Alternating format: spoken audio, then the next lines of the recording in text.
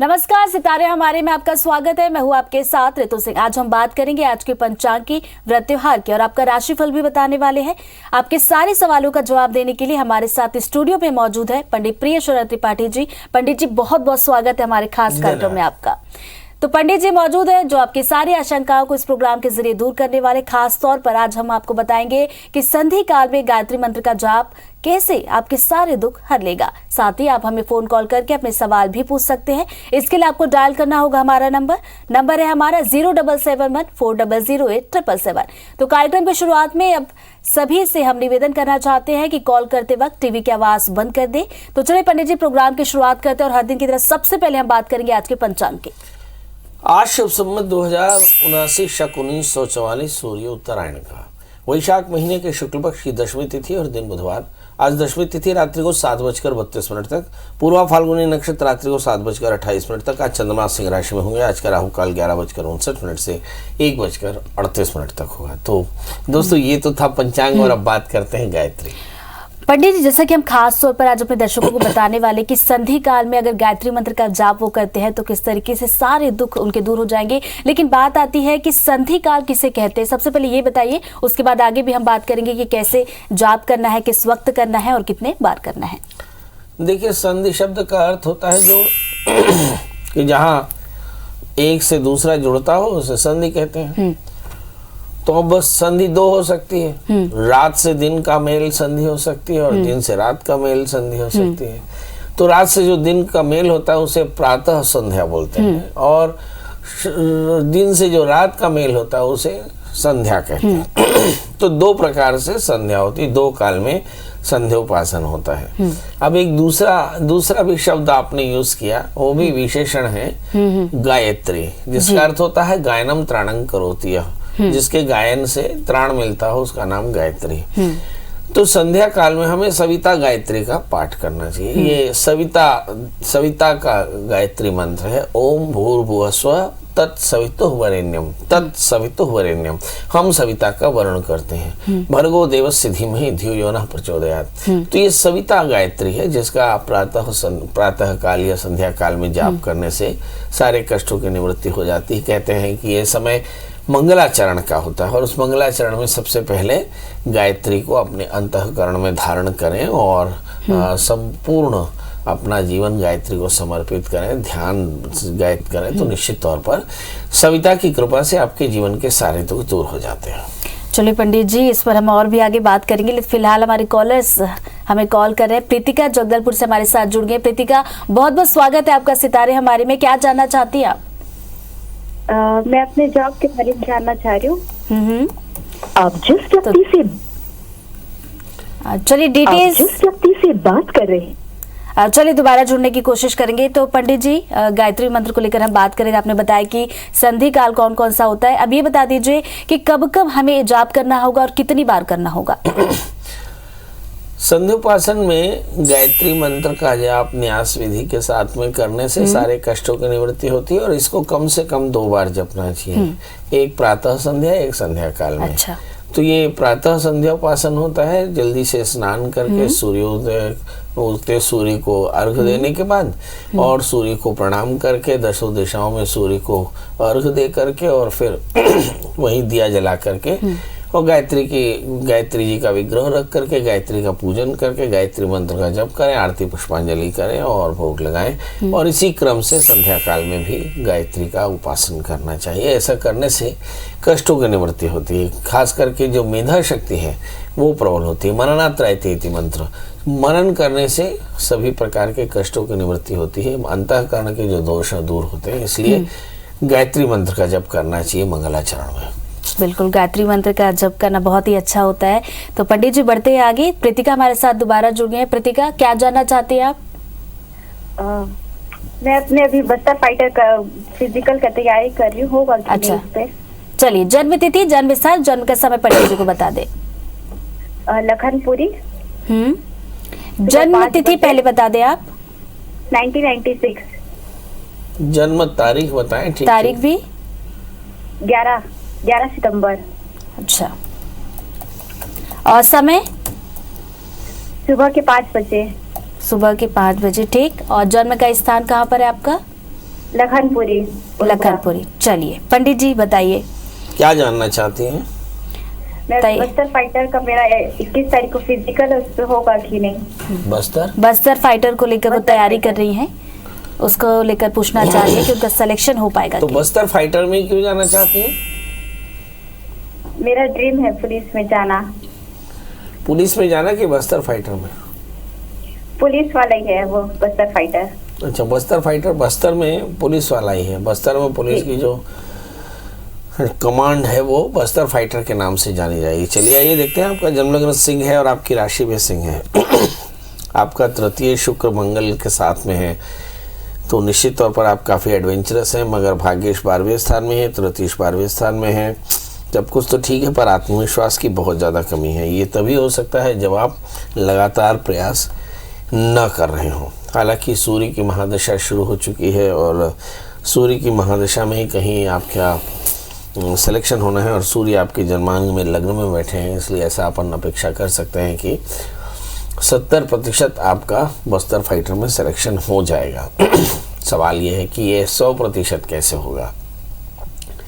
इसके लिए बढ़िया एक 8 कैरेट का इटालियन मूंगा, 4 कैरेट का पुखराज धारण करने, मंगल का व्रत करें, खूब मन लगा करके मेहनत करें, आप देखेंगे निश्चित सफल हो जाएंगे। जी, तो सफल कैसे होना ये तो पंडित जी आपने बता दिया। बढ़ते आगे, टिकेश्वर जी की कॉल ले लेते हैं। राजम से हमारे साथ जुड़ रहे हैं। टिकेश्वर जी बहुत बहुत स्वागत है आपका सितारे हमारे में। क्या प्रश्न है आपका? जी पंडित जी प्रणाम। मेरे अपने बेटी के बारे में जानना था, उनका नाम क्या है, कौन से अक्षर से आएगा वो? अच्छा, जन्म तिथि है 28/4/2022, समय है शाम 6:68। 28/4/2022। और जन्म का समय? 6:59 शाम को। 6:59 शाम को। और जन्म स्थान बता दे। नवापारा राजीव। नवापारा राज्य। अच्छा ठीक है। चलिए, नामकरण करना चाहते हैं। हमने बहुत सारे बच्चों का नामकरण किया। इस बच्चे का रेवती नक्षत्र के प्रथम चरण का जन्म है, इसलिए इसका नाम अगर ये लड़का हो तो देवेंद्र रखें और लड़की हो तो देवकी रखें या देविका रखें, ये बहुत अच्छा रहेगा। अब रेवती नक्षत्र का जन्म है, इसलिए मूल का जन्म है। 27 दिन में विधिवत रेवती नक्षत्र की शांति कराने, ये नक्षत्र गंड दोष कहलाता है। इस बच्चे का जन्मलग्न तुला है और इसकी राशि कन्या है। इसका दशमें चंद्रमा 6ठे स्थान में है।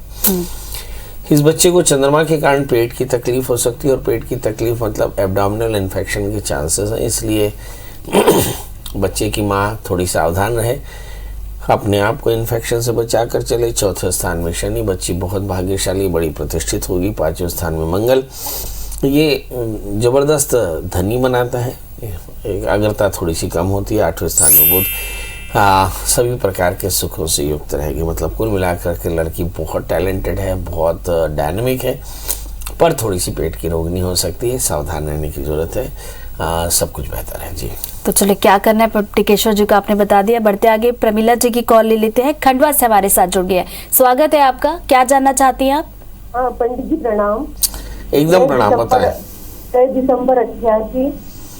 6 दिसंबर 88 सुबह 6:55। स्पीकर पर अगर आपका फोन है तो उसे हटा लें आप, ताकि आपकी आवाज साफ साफ सुनाई दे।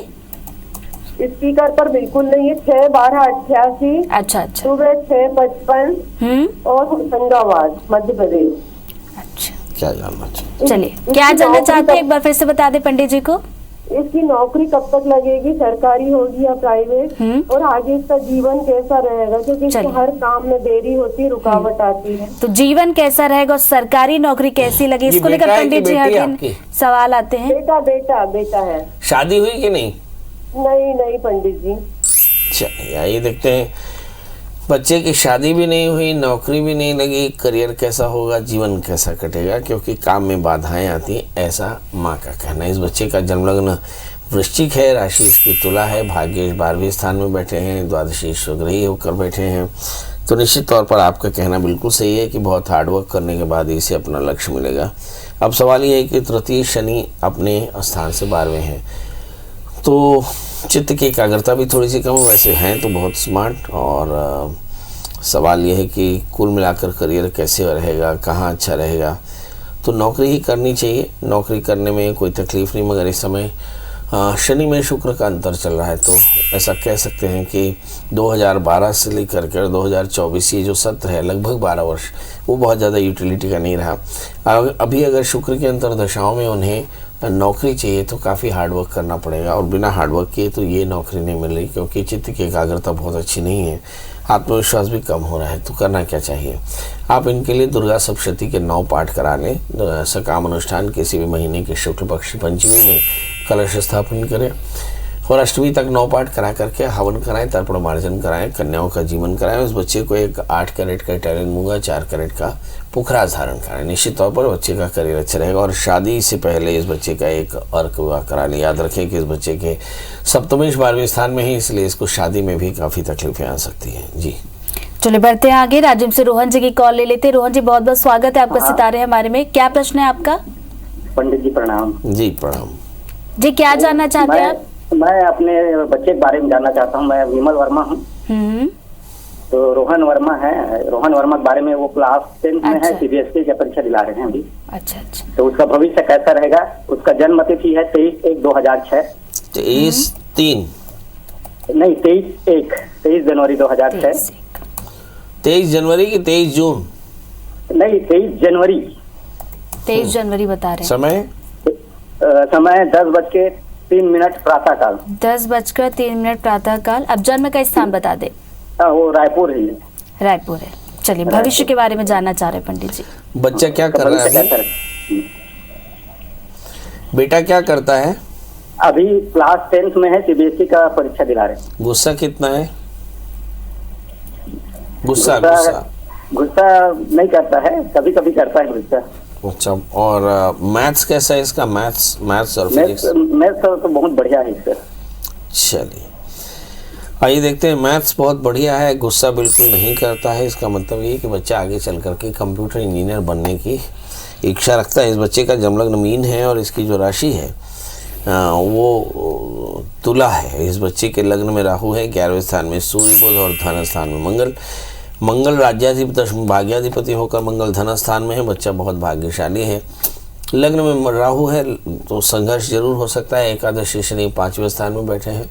रूटीन में थोड़ा सा प्रेशर होगा। क्या करना चाहिए? रात जागरण न करें, और चित्त को एकाग्र करके ओम नमः शिवाय इस मंत्र का नित्य जप करें, या हनुमान चालीसा का पाठ करें। इस बच्चे को एक 4 कैरेट का इटालियन मूंगा और 4 कैरेट का पुखराज पहना दें।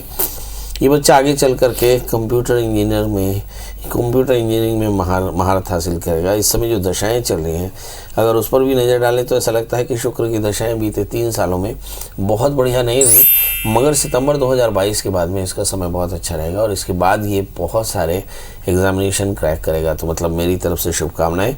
ये बच्चा बहुत अच्छा परफॉर्म करने वाला है 12th में। मनीषा जी की कॉल ले लेते भिलाई से। मनीषा जी क्या समस्या? नमस्कार पंडित जी। नमस्कार। मेरे 2 सवाल। मेरा डेट ऑफ बर्थ है 17 अगस्त 1992। जी 17 अगस्त 1992। जन्म का समय बता दें। समय है 12:50 PM, दोपहर के 12:50। 12:50 दोपहर को। अब जन्म स्थान बता दें। भिलाई। भिलाई। और जी मेरे हस्बैंड का डेट ऑफ बर्थ है 29 नवंबर 1989। हस्बैंड के बारे में जानना चाह रही हैं? जी हम दोनों का मिला के एक्चुअली मुझे क्वेश्चन पूछना था। अच्छा, दोनों का मिला के पूछना चाह रही है पंडित जी। हाँ, उनका डेट ऑफ बर्थ है 29 नवंबर 1989। अच्छा। समय है 2:10 PM, दोपहर के 2:10। दोपहर के 2:10। जन्म स्थान? भिलाई। इनका भी जन्म स्थान है भिलाई। भिलाई। एक्चुअली मेरा पहला क्वेश्चन ये है कि हमारा जो पैसा है वो मेडिकल में बहुत खर्च हो रहा है। और दूसरा प्रश्न ये है कि संतान योग कब तक बनेगा? चलिए उपाय बताइए पंडित जी। 2 प्रश्न हैं इनके, एक बार फिर से दोहरा दीजिए। पहला प्रश्न ये है कि हमारा पैसा जो है वो मेडिकल में बहुत खर्च हो रहा है। मेडिकल में पैसा बहुत खर्च हो रहा है बता रही हैं। और दूसरा सवाल, संतान योग कब तक बनेगा? संतान योग कब तक बनेगा, ये 2 सवाल है। चलिए ये देखते हैं। आपके हस्बैंड का जन्मलग्न मीन है, उनकी राशि वृश्चिक है, पंचमेश चंद्रमा भाग्य स्थान में है। तो ऐसा कह सकते हैं कि आपके हस्बैंड को संतान का योग जरूर है। स्पर्म काउंट जरूर वीक हो सकता है, क्योंकि द्वितीय मंगल 8वें स्थान में है। और दूसरा, आपकी अगर जन्म कुंडली देखें तो ऐसा लगता है कि पंचमेश आपका बृहस्पति है और वो दशम स्थान में है, लग्नेश मंगल तृतीय स्थान में है और द्वितीय बृहस्पति भी धन स्थान में। आपको हार्मोनल इम्बैलेंस की थोड़ी सी संभावनाएं दिखाई पड़ती हैं। अब दूसरा प्रश्न ये है कि संतान योग कब बनेगा। तो मुझे ऐसा लगता है किसी अच्छे डॉक्टर से सलाह लेनी चाहिए और अज्ञात पितरों का श्राद्ध कराना चाहिए। शुक्र की महादशा है, कह सकते हैं कि सितंबर 2024 के पहले पहले आपको संतान हो जाएगी। क्योंकि शुक्र की दशाएं हैं, चीज़ें स्टैग्नेंट है, इसलिए सबसे पहले अज्ञात पितरों का श्राद्ध कराएं। अज्ञात पितरों का श्राद्ध किसी भी नदी के किनारे देवता के मंदिर में बैठ करके मम कुलाभिवृद्धे ऐसा संकल्प करके पंचकलशों की स्थापना करके पलाश विधि के द्वारा नारायण बलि एकोदिष्ट श्राद्ध करना चाहिए। दूसरा सर्प श्राद्ध कराएं, तीसरा रुद्राभिषेक कराएं और चौथा मंगल का व्रत रहना शुरू करें पति पत्नी, तो निश्चित तौर पर आपको जल्दी संतान होगी। चलिए बढ़ते आगे, शैलेंद्र जी की कॉल ले लेते, रायपुर से हमारे साथ जुड़ रहे हैं। शैलेंद्र जी, क्या प्रश्न आपका? जी नमस्कार पंडित जी। जी नमस्कार। डेट ऑफ बर्थ है 25 अप्रैल हाँ 1984। 25 अप्रैल 1984 और जन्म का समय? जन्म का समय प्रातः 4 बजे। प्रातः काल 4 बजे। 4 बजे जी। और जन्म स्थान? महासमुंद। महासमुंद। चलिए अब पूछे पंडित जी से क्या पूछना चाह रहे हैं। पंडित जी भविष्य के बारे में जानना चाहता हूँ। अभी क्या करते हैं? अभी पुलिस विभाग में हूँ पंडित जी, बीजापुर में। आप पुलिस विभाग में हैं, सीतापुर में हैं, मगर भाग्य क्या जानना चाहते हैं? पुलिस में तो आ ही चुके हैं। जी आगे के भविष्य के बारे में, मतलब छत्तीसगढ़ आएंगे कि रायपुर आएंगे कि नहीं, पैसे घर बनाएंगे कि नहीं, संतान का सुख मिलेगा कि नहीं। चलिए आइए देखते हैं। आपका जन्म लग्न मीन राशि आपकी कुंभ है, लग्न में शुक्र, आप महत्वाकांक्षी हैं। तीसरे स्थान में राहु बहुत क्रिएटिव है, भाग्य स्थान में मंगल बड़े भाग्यशाली हैं, दशम स्थान में बृहस्पति। पुलिस की नौकरी लग गई। 8वें स्थान में शनि, ये जरूर खराब है। द्वादशी शनि अष्टम स्थान में, घर से दूर जितना रहेंगे उतना आपको फायदा होगा। क्या करना चाहिए? एक 8 कैरेट का इटालियन मूंगा, 4 कैरेट का पुखराज पहनना चाहिए, मंगल का व्रत करना चाहिए, हनुमान जी का दर्शन करना चाहिए, तो आपका भविष्य उत्तम रहेगा। बड़ा प्रश्न है जो आपने कहा कि भविष्य कैसा रहेगा, क्या भविष्य में बड़ी कोई उपलब्धि है? शनि की महादशा शुरू हो चुकी है, मतलब आपके जीवन में भाग दौड़ शुरू हो चुकी है 2018 से, और अभी चल रहा है 2020, जिसमें शनि की महादशा में शनि का अंतर है। जुलाई 2023 के बाद में शनि, जैसे ही शनि में बुध का अंतर आएगा वैसे ही आपके जीवन में बड़े परिवर्तन के योग बनेंगे। चतुर्थेश और सप्तमेश की दशा चलेगी, मतलब इस समय भूमि वाहन मकान के योग बनेंगे, मतलब बहुत जल्दी आपका मकान बनने वाला है। अब सवाल यह है कि इस समय चूंकि शनि की दशाएं चल रही हैं तो रूटीन में आप काफ़ी प्रेशर महसूस करते हैं, करना क्या चाहिए? तो 2023 तक, जब तक शनि की महादशा में शनि का अंतर चल रहा है, तब तक आपको शनि का व्रत करना चाहिए, काले तिल काले उड़द का दान करना चाहिए, शनि स्तोत्र का पाठ करना चाहिए और पीपल के वृक्ष की सेवा करनी चाहिए, इससे फायदा होगा। तो चलिए पंडित जी, यहाँ पर फोन कॉल्स का तो हमें इंतजार है दर्शकों का, लेकिन इस बीच मुझे लगता है मंत्रों के जाप को लेकर हम बात कर रहे थे पंडित जी। गायत्री मंत्र ही नहीं बल्कि अलग अलग जो मंत्र होते हैं उनके जाप का क्या सिद्धांत होता है, मंत्रों के जाप का? देखिए, मंत्र शब्द का अर्थ होता है मननात् त्रायते, जिसके मनन से अंतःकरण को मुक्ति मिले, अंतःकरण की वेदना से मुक्ति मिले, अंतःकरण के राग द्वेष से मुक्ति मिले, इसका नाम मंत्र है। और जब जप कहते हैं तो इसको बोलते हैं फ्रीक्वेंसी, है ना। तो फ्रीक्वेंटली उसको चैंटिंग करना, फ्रीक्वेंटली चैंटिंग करने का नाम मंत्र जप है। तंत्र के 5 अंगों में पहला मंत्र, दूसरा जप, ध्यान धारणा अनुष्ठान।